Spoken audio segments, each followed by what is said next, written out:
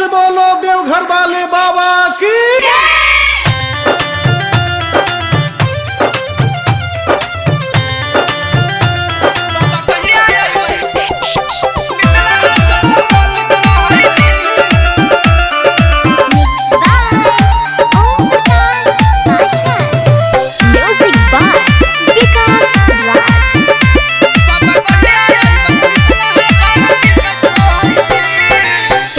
पर्वत आसन तोहर बम बम रटत रहै छी। ऊंचा पर्वत आसन तोहर बम बम कहत रहै छी। बाबा कहिया अइबै मिथिला बोलत रहै छी। बाबा कहिया अइबै मिथिला बाबा दिसत रहै छी। ऊंचा पर्वत आसन तोहर बम बम रटत रहै छी। ऊंचा पर्वत आसन तोहर बम बम कहत रहै छी। बाबा कहिया अइबै मिथिला बोलत रहै छी।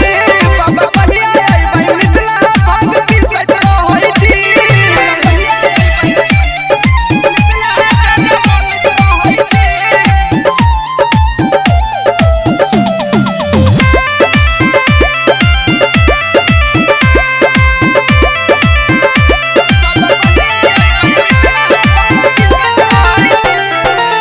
उगना तू बन बाबा फेरी चलिया बना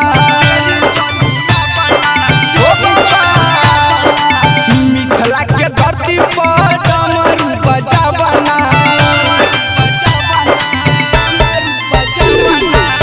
उगना तू बन बाबा फेरी चलिया बना मिथिला के धरती पर डमरू बजावना। नजरा उठा के बाबा जोहत रहै छी। नजरा उठा के बाबा राह देखत रहै छी। बाबा कहिया अइबै मिथिला बोलत रहै छी।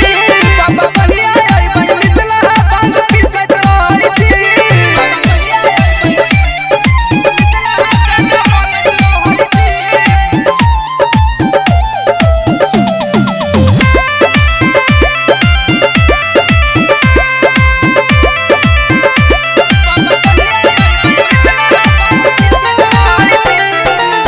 राहुल राज